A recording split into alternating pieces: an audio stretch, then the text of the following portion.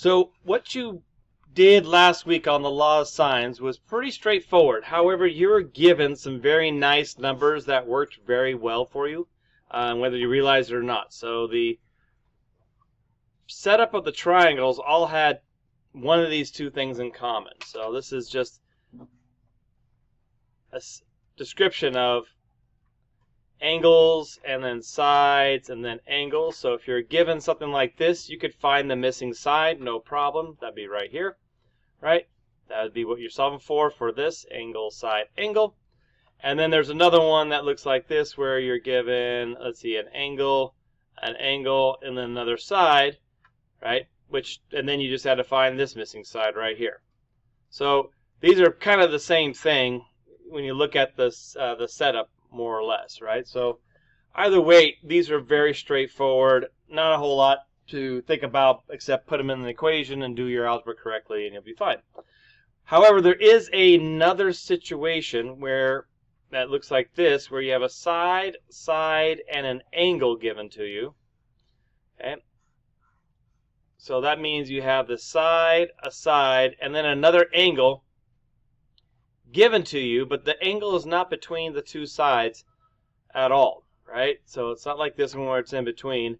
And because of this particular situation, it goes side, angle, it can actually lead to having no solutions and two solutions and one solution. So we've seen that before in previous math problems where it's possible to have all these different ranges of answers. So that's what we're going to look at today. So in short, I'll show you right here what's going on. So when you have just given a side and some angle, it's possible that, like this one right here, if this side is only like 8.2, you can see that it can't even make a triangle, right? So we can get some no solutions until A, right, is long enough.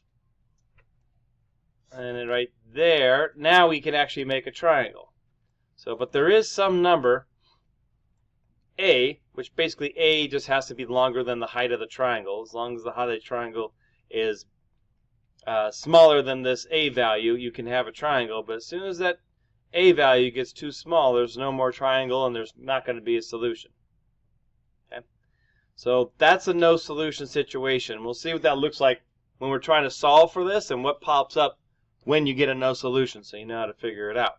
Right? Now, there's also something like this. Let's see if that'll work. Something like this, where we can have a triangle, right here. No problem, right? And no matter what, there's just one answer and only one answer. Okay? So that's the most common answer that we get, is that there's just one solution, right? Now there's also this other possibility of something like this, where I could have this as a solution. So 36 degrees, side of 12, side of 9.9. We could just make it 10, make it even. You touch it. Yep. Right? We can have this as an answer and find out what this angle right here equals. This beta is 44.8. But then with the same exact measurements, I could have another triangle. There's two possible triangles with 36, 12, and 10.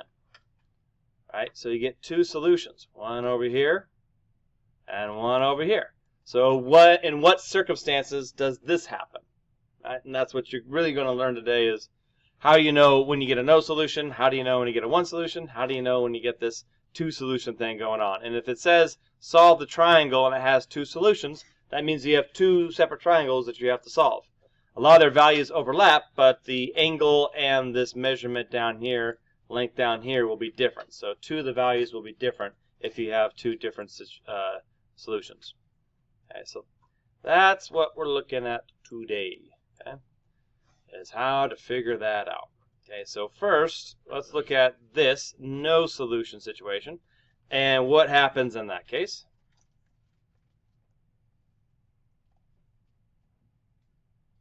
So we can draw it, and I kind of already outlined it a little bit, and that's just when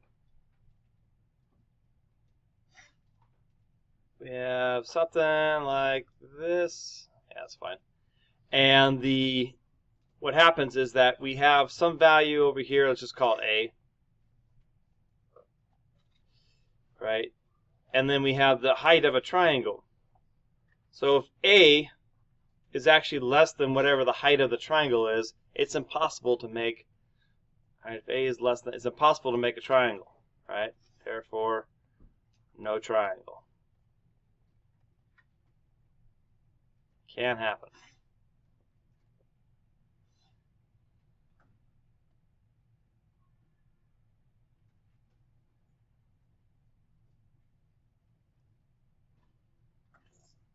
Right. Then we have another situation over here.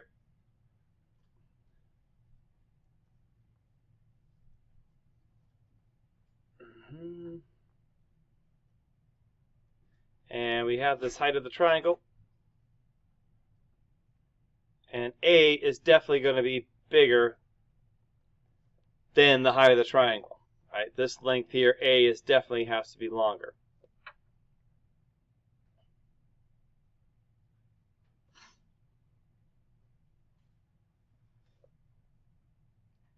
And then finally we have this other situation over here where there's two solutions.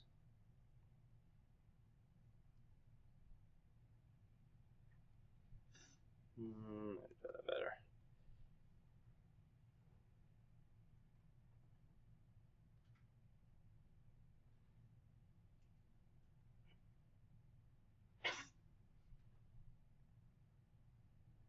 And it's this situation where you can swing this and you have a triangle here and a triangle here that have the exact same length. So you have this length here and this length here, and they're the same exact length. So we get two different triangles because of that. So if I outline this a little bit, I could have this triangle right here and this triangle here, right? And they both have the same exact measurement. They have the same angle A. They'll have the same side right here, which we'll call this B, right? And the same length here, A, or right here, A. These are the same length, but because of just how the one thing is longer than the other, right? That's when we get the two solutions.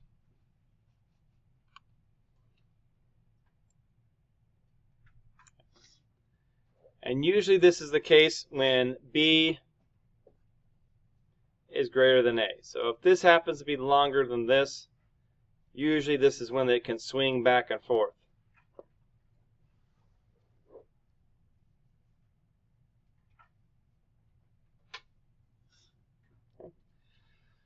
So what you're really going to need to learn, though, is the last two. First of all, identifying it's a side angle problem, because now that these are going to be all mixed together. Some are going to be ambiguous, most of them are not going to be.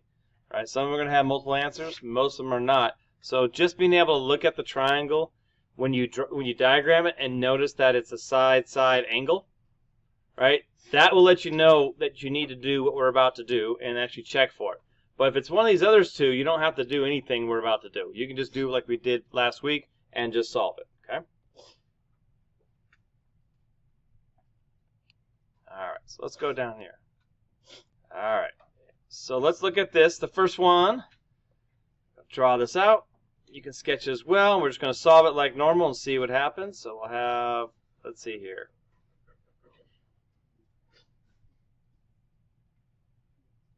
That looks good. And let's see here. We have A. Label this A, and its angle is 42 degrees. Then we'll have opposite of angle A is side A, which is 5. And then we'll have side B, which we'll call this B. So this means this is side B, which is 10. It doesn't matter if B was down here or up here. You'll get the same, result. Okay, so let's just go through and solve this how we know how to solve it. So sine of 42 over 5, we know will be equal to sine of B, which we don't know, B, over 10. So do a little symbol manipulation, so we know B was going to equal to the arc sine of this whole thing. So we got the numbers that are diagonal from each other, so 10 sine 42 divided by 5. And go ahead and punch that in your calculator.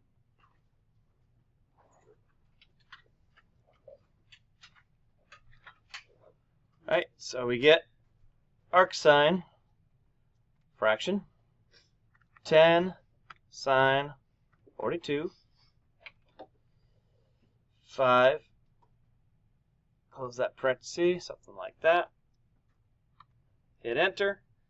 And then you notice domain error. Okay, so when you see domain error, that is your clue for no solution. Okay, you'll see domain error on a calculator, on most of them. Some of them just says error, right? But why is that? So let's look back. If I hit clear, and I'm going to edit this, and I'm going to go back and take off the arc sine. And I guess I got to take off the parentheses as well. If I take this off and I just stick with the fraction only, okay, and I hit enter, I'll get 1.33. So why would 1.33 or 1.34 give you a domain error? What does that mean?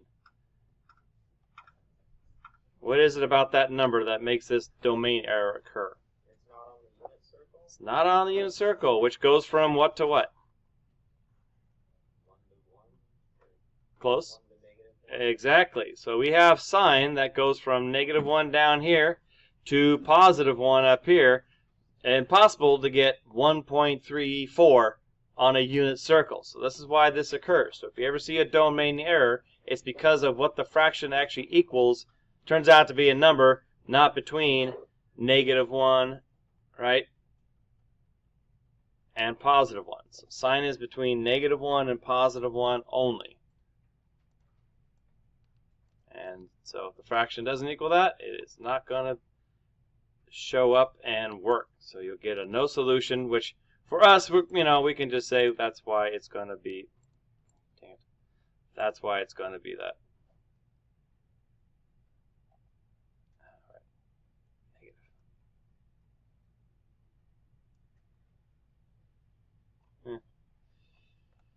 All right. Try to get rid of this part. There we go. Cool. All right, so that is our no solution. So if you get a domain error, you could just say no solution, and now you know why that is happening in the background. Right? If you want to, you can look at the decimal just to verify, yeah, it's not between -1 and 1.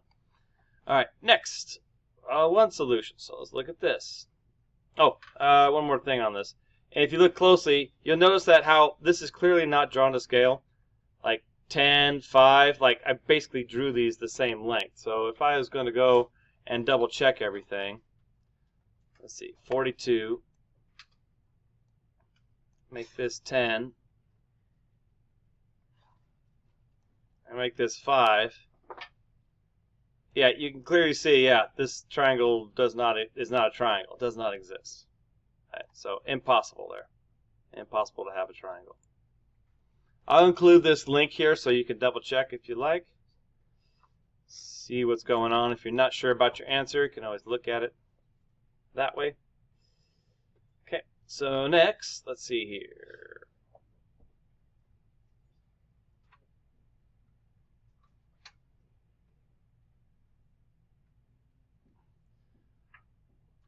Let's see here. Red, let's say this is A right here. This is 41. And then opposite of A would be 15. And instead of B, we're going to call this C.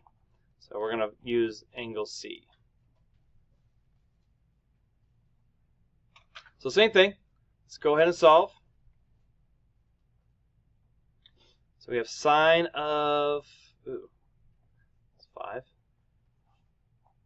Sine of 41 over its side, 15, equals sine of C over its side, 13. So angle C, or measure of angle C, is going to be the arc sine of cross multiply 13 and 41 and divided by 15.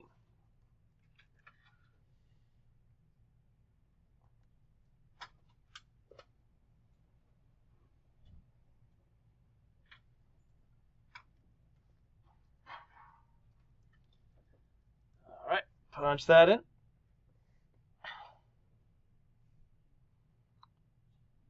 So arc sine fraction 13 sine 41, bottom 15. So we get 34.7, approximately 34.7. Now the question is, how do we know if there's another triangle? All right, so let's take a look visually, see what happens here. So we got 41, got 13,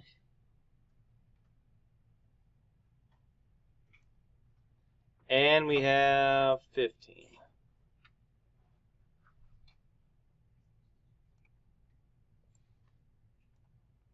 So it looks like that.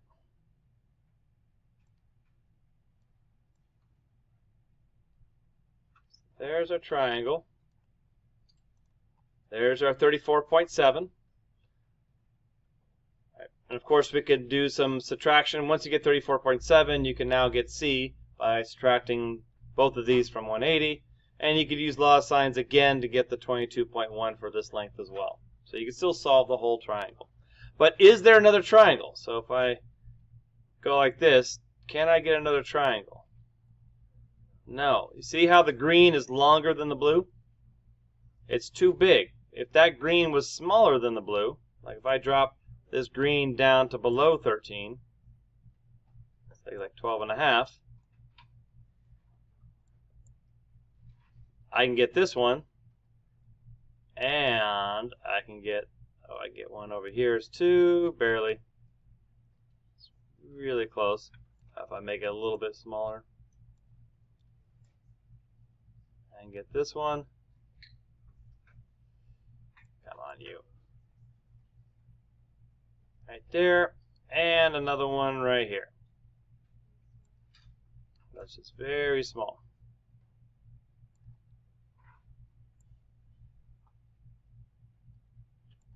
There we go.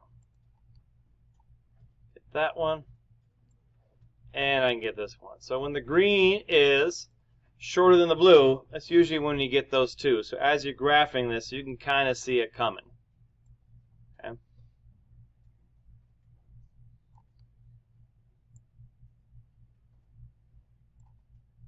Okay.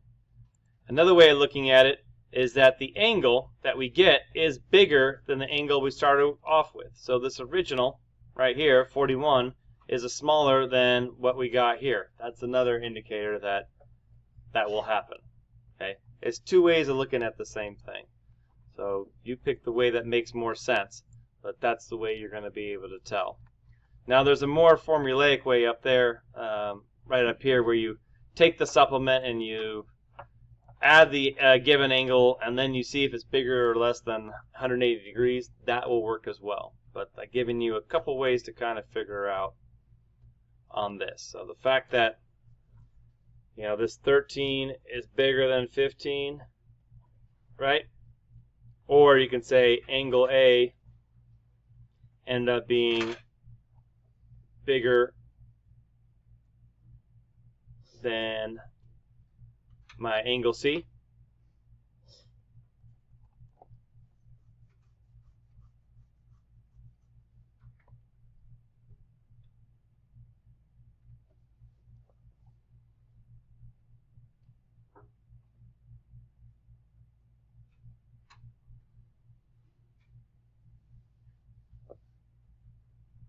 All right, those are two indicators, one solution.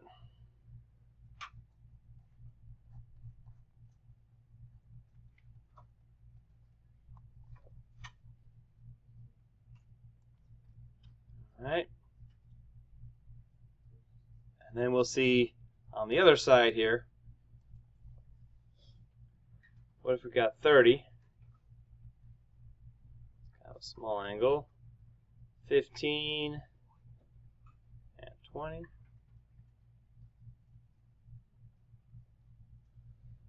So this is A, and this is only 30. Opposite A is 15, and then B is 20. This will be angle B.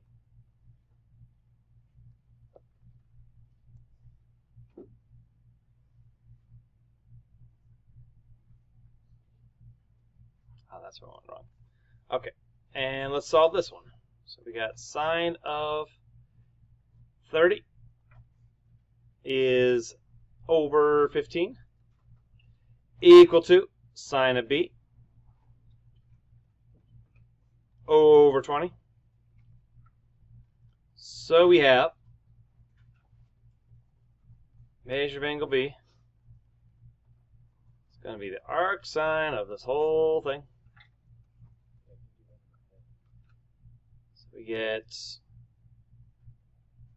20 sine 30, which is actually on the unit circle, and then divided by 15.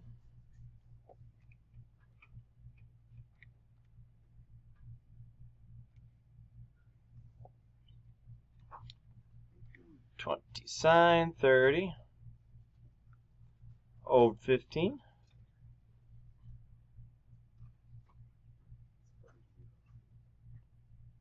We get 41.8.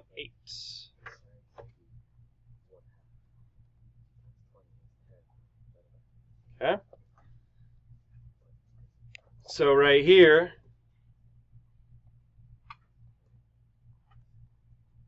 got 41.8.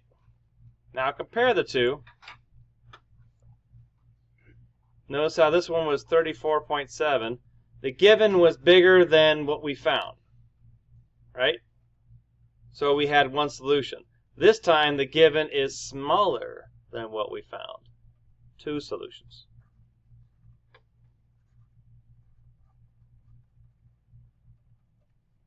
Okay, two solutions here. Angle A was smaller than angle B. And let's see here. If I switch this up to 30, and B will be 20. It doesn't go up to 20. Dang it. Got to change that. 15.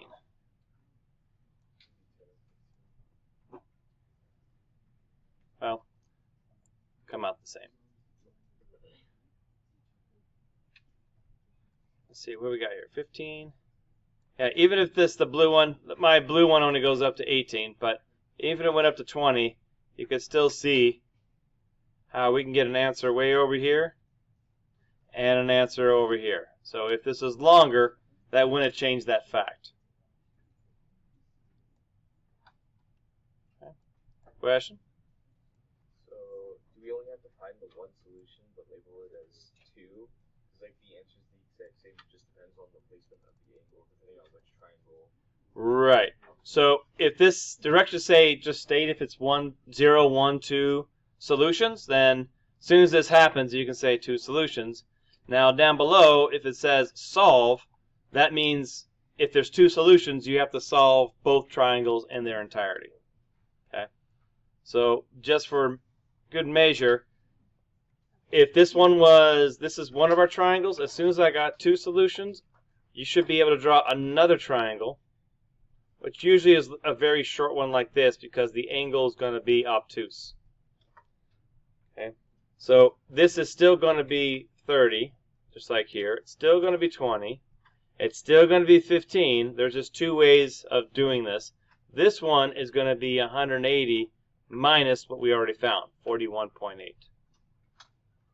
Right, it's going to be an obtuse angle. So if I go here and just say 180 minus the 41.8, 138.2. Right, so that will be the other triangle. So if you have one of the problems that says solve, you'll have 2 diagrams. Then you'd have to go through and find out what this missing side is. Right here, using a law of sines, and then you can find out what the missing angle is just by subtracting these from 180. Same thing here. We could find out what this is, subtract these two from 180. It's going to be very small. And then we could use law of sines and find out what this is. That's going to be small as well. So 2 steps on 2 different triangles that have the same measurements. So it's that's why it's called ambiguous. It's 2 triangles, same measurements, 2 different triangles, 2 different shapes completely, right? But they have the same measurements. So ambiguous, ambiguity. All right, so let's try. Let's here. Go right here. You can draw this out.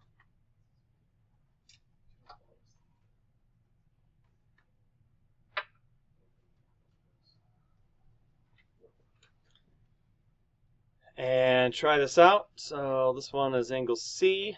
And of course the numbering is going to change, but how we do the problem will not change. So the fact that we're calling this one C instead of A does not change how I'm setting it up. For usually the side angles, I always set them up this way. So 5 is right here, 4 is right here. So just by glance and looking at what we've done so far, how many solutions do you believe this will have? 1, right? So we can kind of see that coming down the road. That'd be what, B? All right. And then go ahead and do some solving and find out what that one solution is. And let's say solve the triangle, so that means we have to find out what everything is. So we're going to do all of it. All right, so we're going to do first sine 75 over 5 equals sine B over 4. So measure B, arc sine 4 times sine 75 over 5.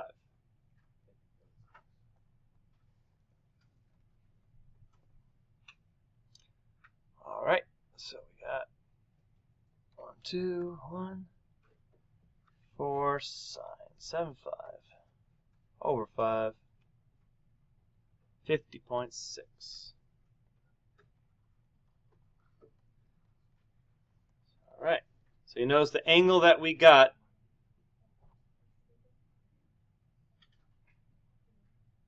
is smaller than the angle we started with. We started with 75. We got an angle of 50, just like up here. We start with 41. We got an angle that's smaller.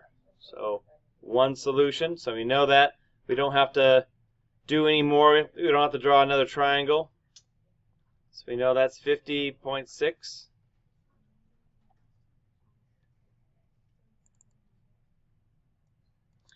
And we can find out what this is right here. It's going to be 180 minus 75 minus 50.6.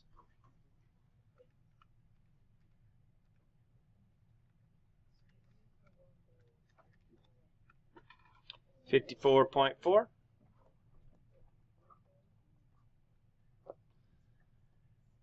And one more step to find out what CB is, or side C. No, side A. I guess this would be side A. This is A here. This would be side A. So for that, we could do sine 75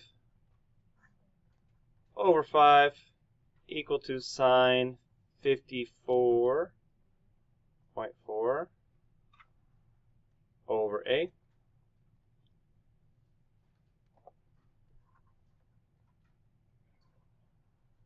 A equals 5 times 54.4 sine divided by sine 75.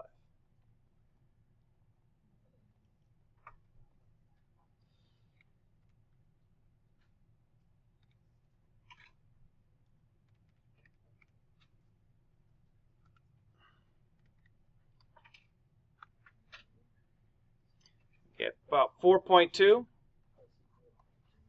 which is reasonable. Right here, 4.2. Kind of fits the number range of the other numbers. If I got something like 55, I'd be concerned, right? So always look for common sense errors. but that looks like a nice looking triangle. All right, so we're not going to do any more practice. You kind of see what to look for. You kind of tell ahead of time maybe, how you can figure out if it's 1, 2, or no solutions. You're always going to do the calculation just to make sure.